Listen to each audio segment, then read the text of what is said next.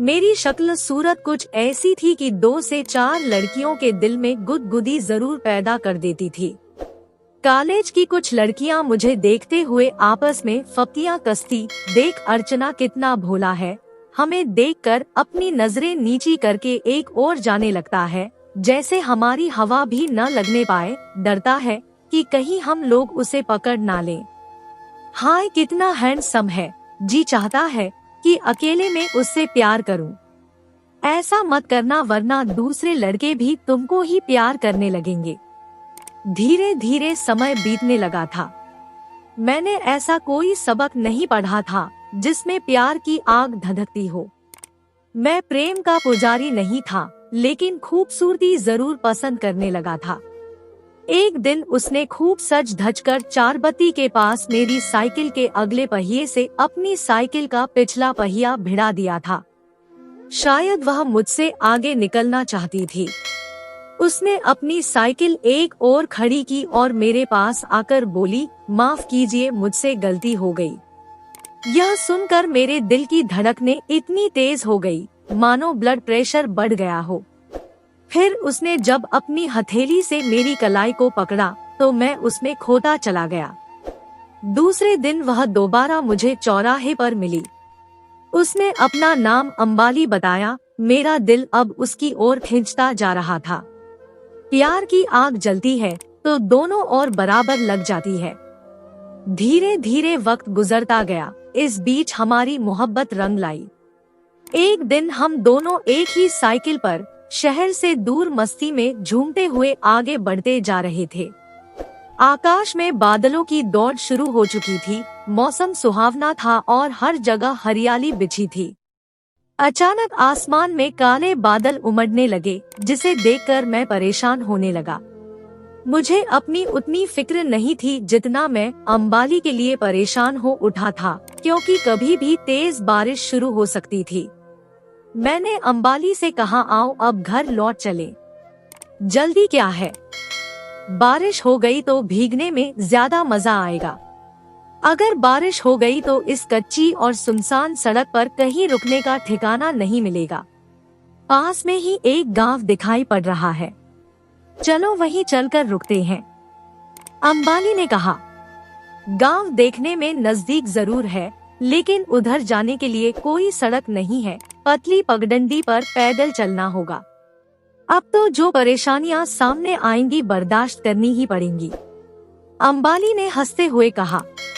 हमने अपनी चाल तेज तो कर दी, लेकिन गांव की पतली पगडंडी पर चलना उतना आसान नहीं था। अभी हम लोग सोच ही रहे थे कि एकाएक मूसलाधार बारिश होने लगी। कुछ दूरी पर घास फूस की एक झोपड़ी दिखाई दी। हम लोग उस ओर दौड़ पड़े। वहां पहुंचने पर उसमें एक टूटा फूटा तख्त दिखाई पड़ा, लेकिन वहां कोई नहीं था। हम दोनों भीग चुके थे। झोपड़ी में शरण लेकर सोचा कि कुछ आराम मिलेगा, लेकिन ऐसा कुछ भी नहीं हुआ। अंबाली ठंड से बुरी तरह कांपने लगी। जब उसके दांत किटकिटाने लगे तो वह बोली, मैं इस ठंड को बर्दाश्त नहीं कर पाऊंगी। कोई दूसरा उपाय भी तो नहीं है। अंबाली ने कहा, तुम मुझे अपने आगोश में ले लो। अंबाली, हमारा प्यार अपनी जगह है जिस पर मैं धब्बा नहीं लगने दूंगा, लेकिन तुम्हारी हिफाजत तो करनी होगी। कहकर मैंने उसके पीछे अपनी दोनों हथेलियों को एक दूसरे पर रगड़कर गर्म किया और उसकी पीठ सहलाने लगा ताकि उसका शरीर गर्मी महसूस करे। आधे घंटे के बाद बारिश कम होने लगी थी।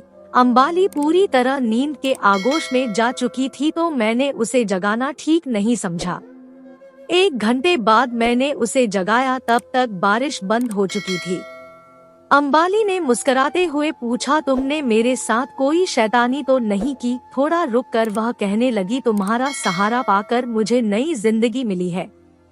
हमारा प्यार अभी बड़ी नाजुक हालत में है। अगर हमारे प्यार की जरा सी भी भनक किसी के कान में पड़ गई तो हमारी मोहब्बत खतरे में तो पड़ ही जाएगी और हमारी जिंदगी भी दूभर हो जाएगी। मैंने कहा। अंबाली ने कहा, जानते हो, मैं तुम्हारे आगोश में सुध बुध भूलकर सपनों की दुनिया में पहुंच गई थी। मेरी शादी धूमधाम से तुम्हारे साथ हुई। और विदाई के बाद मैं तुम्हारे घर पहुंची। वहाँ भी खूब सजावट थी। रात हुई, मुझे फूलों से सजे हुए कमरे में पलंग पर बैठा दिया गया। तुम अंदर आए, दरवाजा बंद किया और मेरे पास बैठे। हम दोनों ने वह पूरी रात बातें करते हुए और प्यार करने में गुजार दी। इतना कहकर वह खामोश हो गई। फिर क्या हुआ, मैंने पूछा। हवा का एक बवंडर आया और मेरा सपना टूट गया। मैंने महसूस किया कि मैं तुम्हारी बाहों में हूँ। इतना कहते कहते वह शर्मा गई। अंबाली, बारिश बंद हो चुकी है और अंधेरा घिरने लगा है। अब हमें अपने घर पहुँचने में बहुत देर हो जाएगी। तुम्हारे घर वाले चिंता कर रहे होंगे, कहीं हमारा राज न खुल जाए। अंबाली ने कहा, तुम ठीक कहते हो, हमें चलना ही होगा। कुछ दिन कई वजहों से हम दोनों नहीं मिल सके, लेकिन एक शाम अंबाली मेरे पास सहमी हुई आई।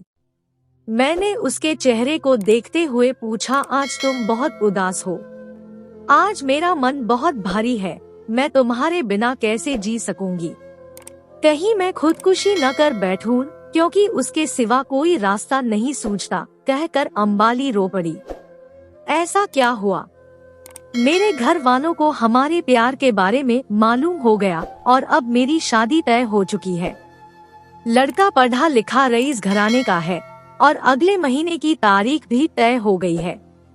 अब मुझे बाहर निकलने की इजाजत भी नहीं मिलेगी। अंबाली रोते हुए बोली, तुम्हारे घर वाले जो कर रहे हैं वह तुम्हारे भविष्य के लिए ठीक होगा। मेरा तुम्हारा कोई मुकाबला नहीं। उनके अरमानों पर जुल्म मत करना। हमारा प्यार आज तक पवित्र है, जिसमें कोई दाग नहीं लगा। समझ लो कि हम दोनों ने कोई सपना देखा था। यह कैसे होगा? मैंने कहा, अपने आप को एडजस्ट करना ही पड़ेगा। मेरे लिए कई रिश्ते आए पर मैंने किसी को पसंद नहीं किया।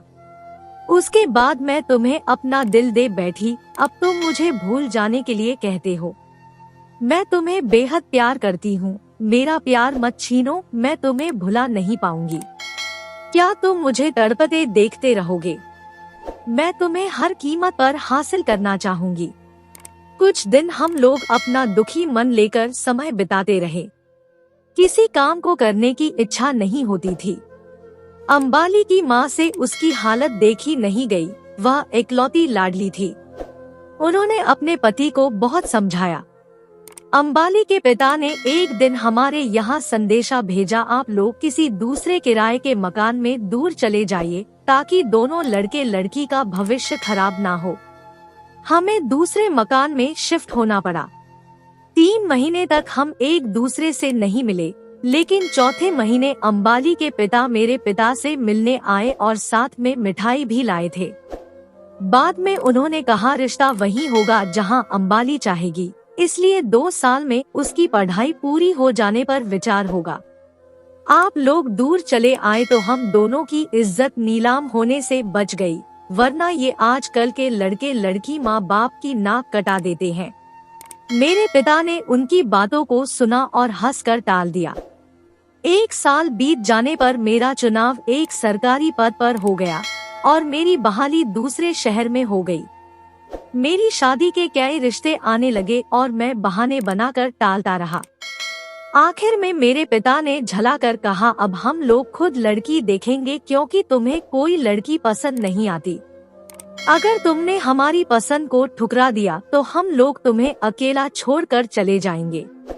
मुझे उनके सामने झुकना पड़ा और कहा, आप लोग जैसा ठीक समझे वैसा करें, मुझे कोई एतराज नहीं होगा। शादी की जोर शोर से तैयारियां होने लगी, लेकिन मुझे कोई दिलचस्पी नहीं थी। बारात धूमधाम से एक बड़े होटल में घुसी, जहां बताया गया कि लड़की के पिता बीमार होने के चलते द्वार 4 पर नहीं पहुंच सके। उनके भाई बारात का स्वागत करेंगे। लड़की को लाल घाघरा चोली में सजा कर स्टेज तक लाया गया, पर उसके चेहरे से आंचल नहीं हटाया गया था। लड़की ने मेरे गले में जयमाला डाली और मैंने उसके गले में। तब लोग शोर करने लगे, अब तो लड़की का घूंघट खोल दिया जाए ताकि लोग उसकी खूबसूरती देख सके। लड़की का घूंघट हटाया गया, जिसे देखकर मैं हैरान रह गया। उसकी आंखों से आंसू बह रहे थे। मानो उसे जबरदस्ती बांधा गया था। मैंने एक उंगली से उसकी ठुड्डी को ऊपर किया। उसकी नजरें मुझसे टकराईं तो वह बेहोश होते होते बची। पहली रात में अंबाली ने मेरे आगोश में आकर अपनी खुशी का इजहार किया। उसका प्यार जिंदा रह गया। अंबाली खिलखिलाकर हंस पड़ी जैसे वह कली से फूल बन गई हो। आशा करती हूँ कि ये कहानी आपको पसंद आई होगी। इस कहानी पर आपकी क्या राय है, हमें कमेंट करके जरूर बताएं।